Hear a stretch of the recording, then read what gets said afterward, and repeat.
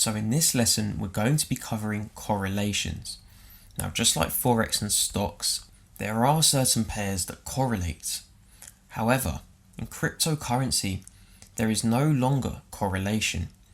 Only a month ago, we've actually just broken away from the correlation of Bitcoin, where Bitcoin controlled the entire market. This meant if Bitcoin rose, the rest of the altcoins would rise with it. When Bitcoin fell, everything else would suffer alongside Bitcoin. However, in the past month, a very interesting shift has taken place, where now every coin is doing its own movement. This means they're independent now, and all analysis can be done on a case-by-case basis for each crypto. So whereas before, you would be analyzing, for example, Ethereum, but then Bitcoin would completely crash due to whatever news or circumstance. Your analysis on Ethereum would be completely wiped out and incorrect, even if it was respecting for weeks on weeks on weeks.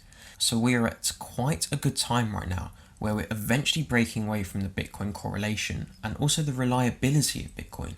This allows a lot more coins to become independent and actually exceed their potential. So the problem was a lot of coins and cryptos and tokens, they were reaching certain plateaus where we would hit a certain price level, but then we could not reach further because Bitcoin would not go further itself. And if we look today on the coin cap of all the coins, ideally we're going to analyze up to NEO just to cover the main. You can see that Bitcoin has jumped 9.32%. Since breaking the barrier of $5,000, it's almost jumped $700 in almost a day. That is absolutely insane. And as we can see, the market cap has completely soared to almost 94 billion.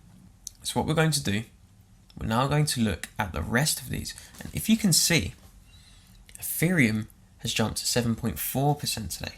So again, it's a great increase and actually quite a huge increase. But what we're noticing is there are pairs like Ripple, which is down 4.71% today. Bitcoin Cash, which does not even correlate with Bitcoin itself at all. Litecoin is actually one of the clear winners today, jumping 10.63%. Dash, not doing too good, but still up 2.32%. Now remember, this is crypto, so 2.32% is fairly average. NEM, down 4.5%. NEO, down 3.35%. So what you can see is overall, it's almost a pattern. Two of the top coins are up, the bottom two below are down, the other two are up, the bottom two are down again. And in fact, this is a correlation that seems to be fitting for the top 10.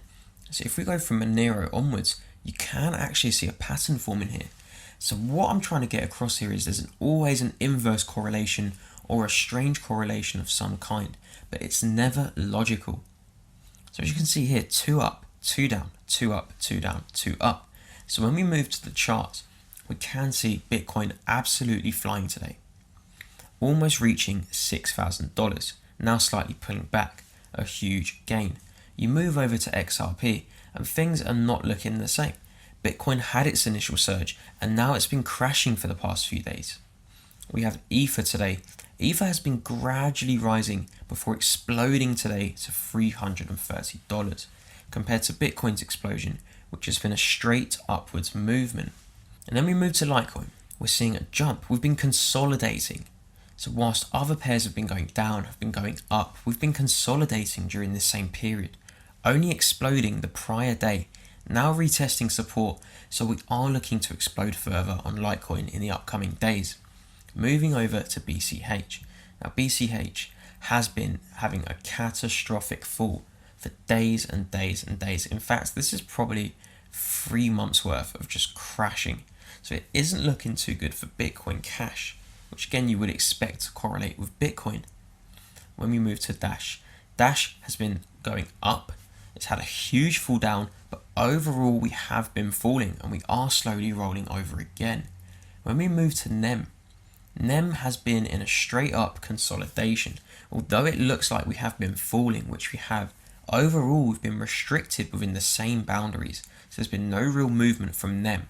Whereas Bitcoin again has just been flying during the same time period. We finally move over to NEO. And looking at NEO, we've had a huge rise, a huge crash. We've gone up, but we are still stuck within the same zone. We have not really made any further highs, we haven't made any newer lows, we're stuck in a constricted boundary.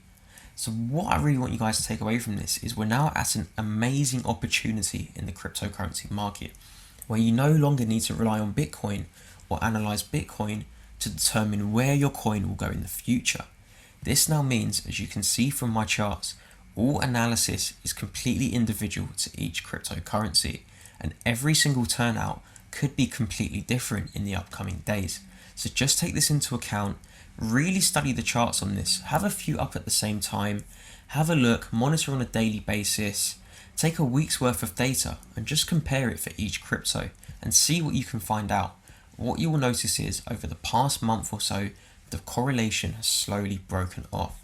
That is it for this lesson, guys. I will see you in the next lesson.